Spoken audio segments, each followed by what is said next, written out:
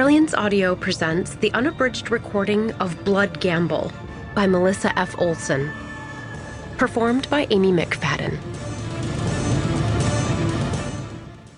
Prologue. Pasadena, California, 4 years ago. The girl in the cell paced and paced, trying to ignore the new signals from her body. Everything hurt, and the blasted emptiness in her belly cried out, for food, of all wretched things. She screamed with frustration, smacking her palms against the bars of the cage, but that hurt too. How did anyone do this? How did those fragile little humans survive in these soft shells of skin and blood? She hated it. She sat down once more on the bed, huddling under the thin cotton sheet. The cold was another old, new experience she now had to endure.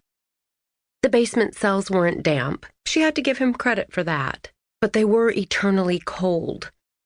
As the grave, she thought maniacally, and laughed at her own joke. They had given her a plain shift to wear, little more than a glorified sheet.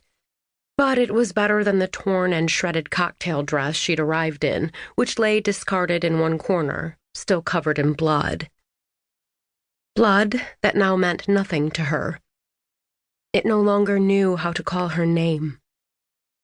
It was all his fault.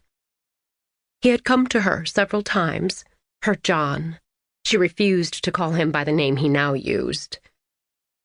Each time, he would silently draw her blood into syringes, check her pulse and her pupils, and depart without a word, leaving behind a tray of food, like a final slap in the face.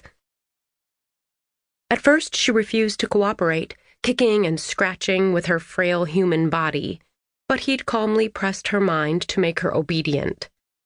Imagine that, being pressed by a vampire. Was there no greater humiliation? She had decided she would rather be still than be used as a puppet.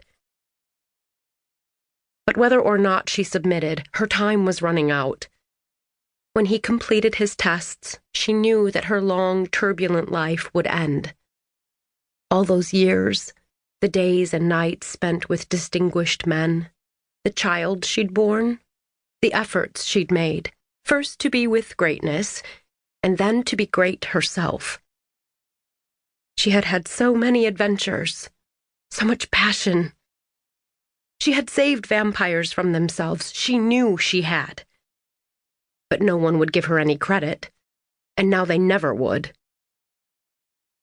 After that, after her one heroic attempt to alter the current of history had ended in a sort of meaningless success, there had been years and years of sulking in her rotting mansion, trying to devise a way to regain relevance.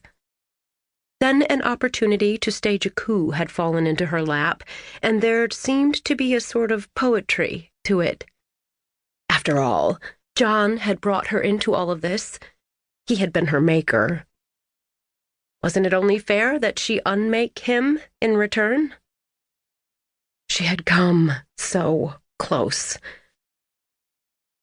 She lost track of time in her cell, of course. Her body suddenly required sleep, like a common animal. But after perhaps 3 or 4 days, John came again, with no tools this time. No tray of food. She knew he would be able to smell the fear that this provoked in her, but she held her chin high. She would show him nothing. "So, you've had enough of playing mad scientist?" she said crisply. "Did you figure out what that creature did to me?" He looked at her with eyes that hadn't aged, but which had become ancient all the same.